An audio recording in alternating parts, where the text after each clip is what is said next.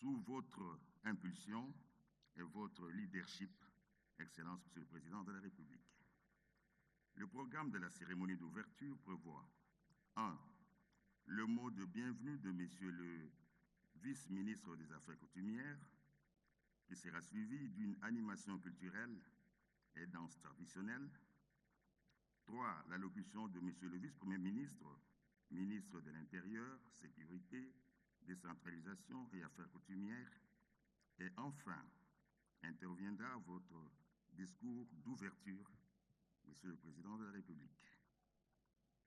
Un cocktail est prévu à la fin de la cérémonie. Avec votre autorisation, nous invitons Monsieur le vice-ministre des Affaires coutumières à prendre la parole.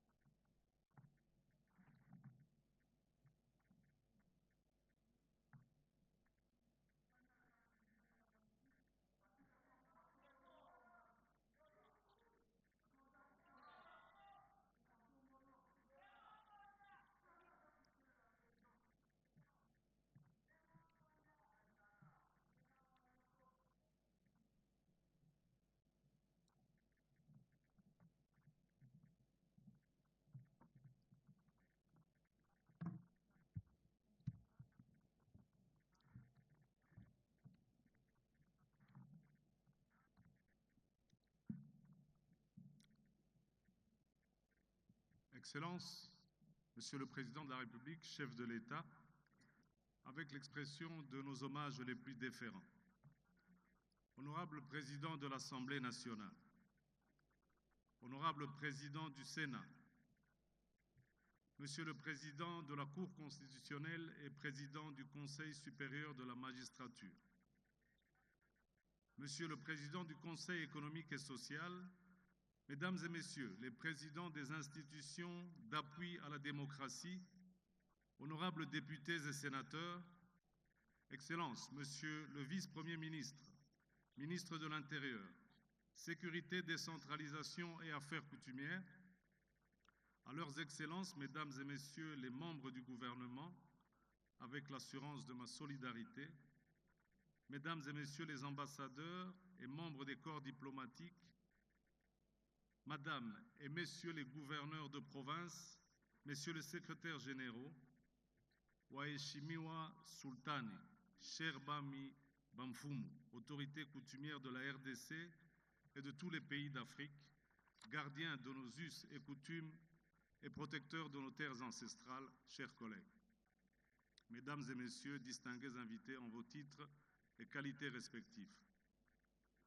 Avant toute chose, permettez-moi de m'acquitter d'un devoir, et ce, au nom de toute la corporation des autorités coutumières, en vous exprimant, Excellence, Monsieur le Président de la République, chef de l'État, toute notre reconnaissance et gratitude pour avoir prêté l'oreille et entendu notre appel en nous confiant la gestion du secteur des affaires coutumières. En effet, un plaidoyer de plus de 2 décennies fut mené par différentes associations de chefs coutumiers en vue de nous accorder l'opportunité d'être de véritables acteurs dans la gestion quotidienne de la chose publique aux côtés de nos élus dans différents niveaux de pouvoir.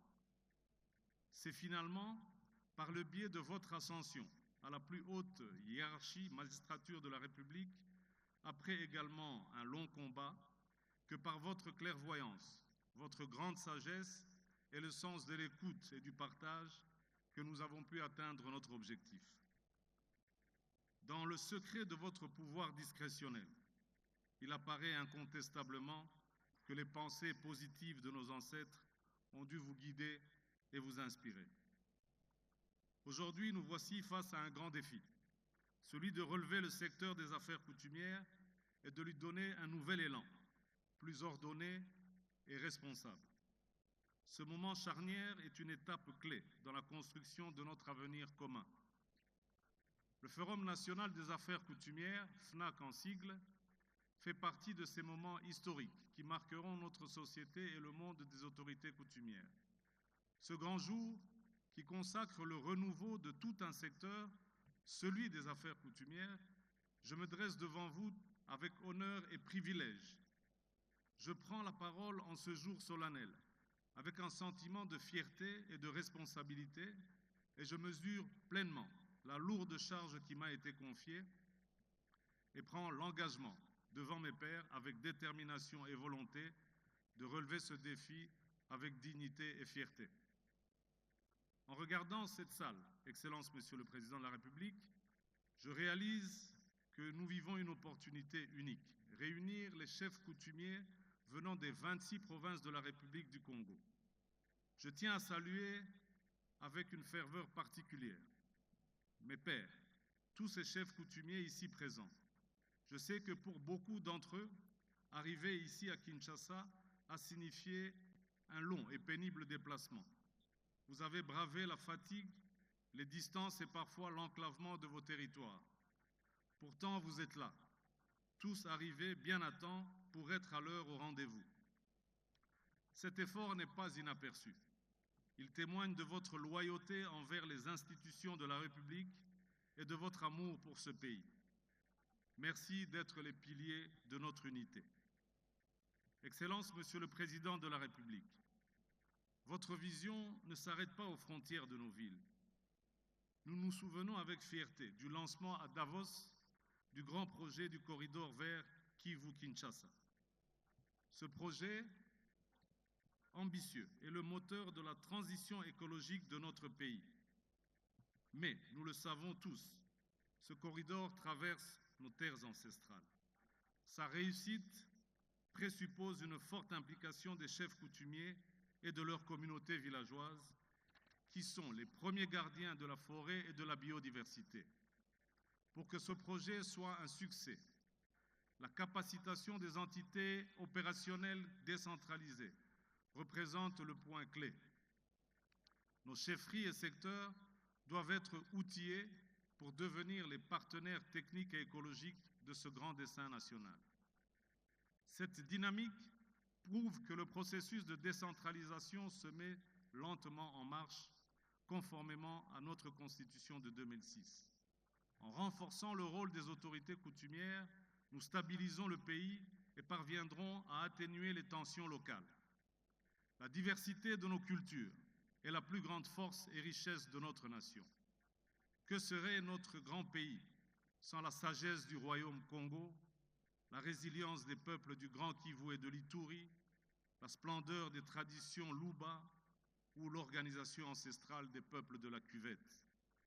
Dans ce concert, je n'oublie pas l'importance capitale de l'inclusion des populations autochtones pygmées, nos frères, qui sont partie intégrante de notre identité.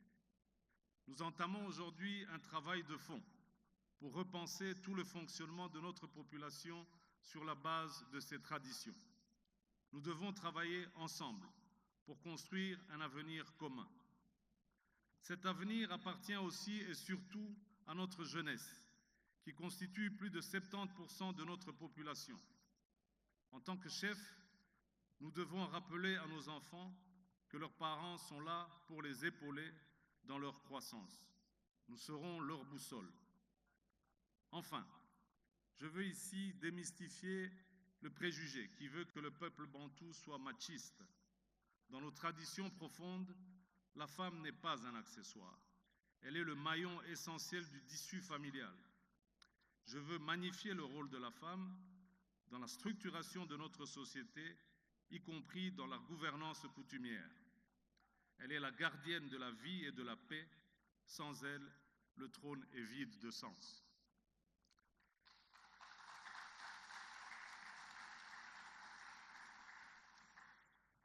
À nos illustres et distingués monarques venus d'autres pays d'Afrique, votre présence ici nous honore et renforce nos liens de sang et marque clairement le renouveau du panafricanisme.